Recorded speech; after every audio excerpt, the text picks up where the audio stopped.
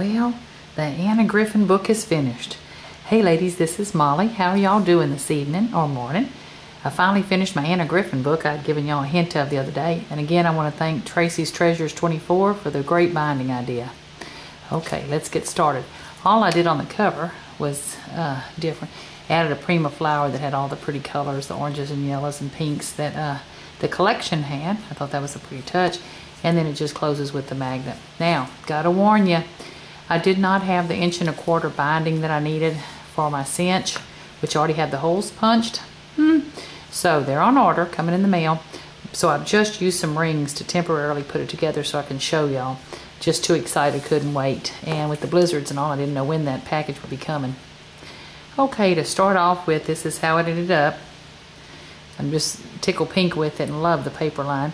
Of course, I've been spending the day watching YouTubes, and whew, I'm not quite as proud after I watch some of those beautiful videos that y'all do. They are phenomenal. Ladies, thank y'all so much for sharing. Okay, let's get started. Anybody recognize that? It's the packaging from Prima. How sweet of them to put those doilies on there. Just cut a slice of that and used it.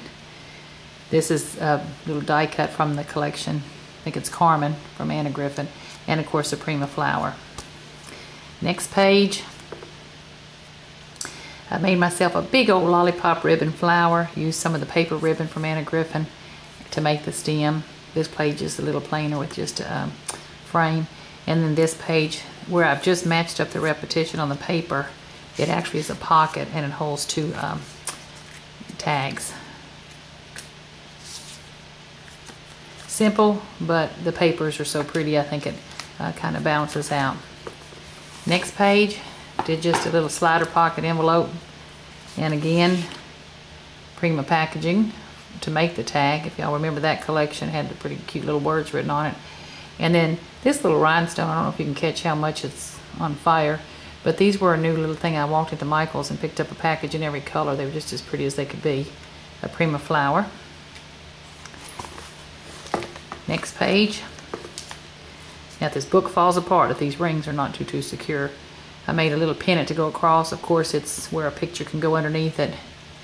And then some Prima flowers in the corner. Again, a piece of the paper tape, but the paper is so pretty and bright, it just made me think of spring. Now these two pages are a little bit more my color.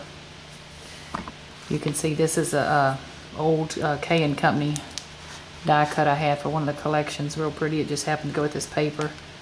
These are two butterflies. One I just layered over the other from the another K & Company collection.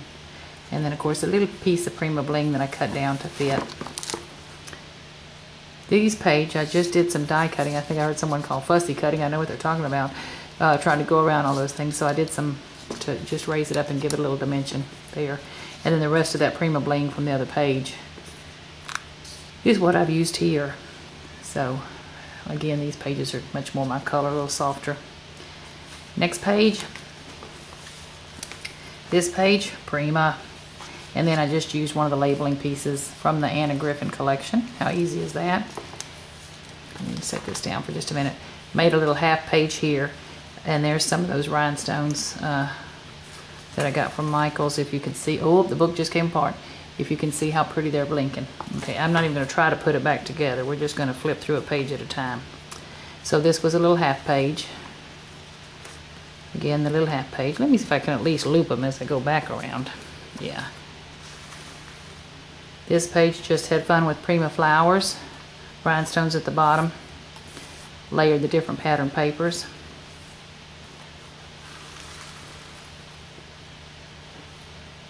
This page I did some more fancy cutting, used some of the die cuts, gave it that raised effect. This page right here, you can see how easy it is. Just cut the edge with one of our punches, used a little label from the collection. And then of course some of the Prima flowers, just add a little bit of bling for the centers. Okay, let's see if I can get all the way through this.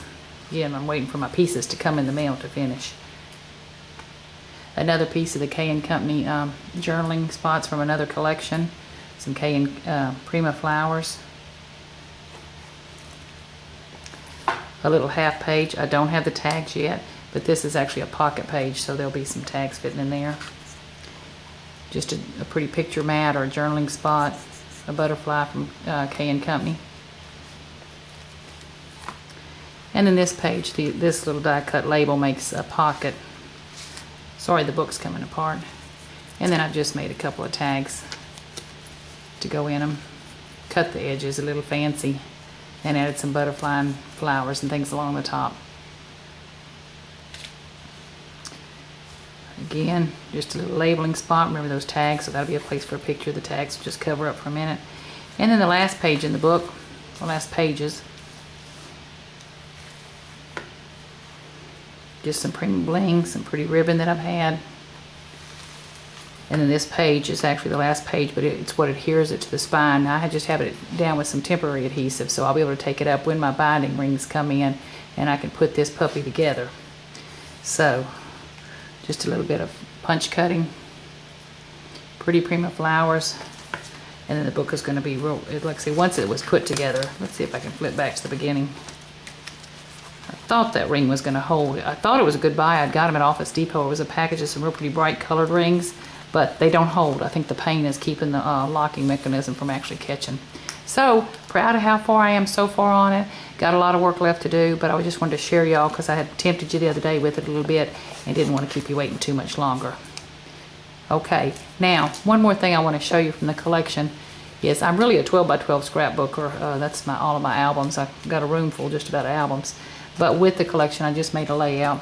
Made a couple of the little pinwheel flowers, stuck a prima enameled flower on top of it.